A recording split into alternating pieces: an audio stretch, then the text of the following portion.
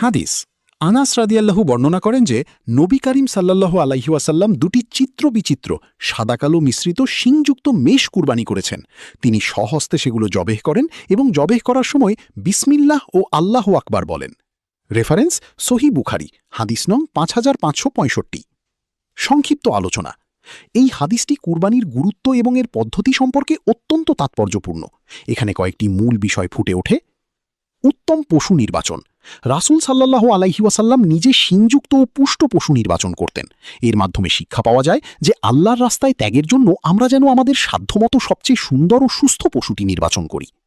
স্বহস্তে কুরবানি।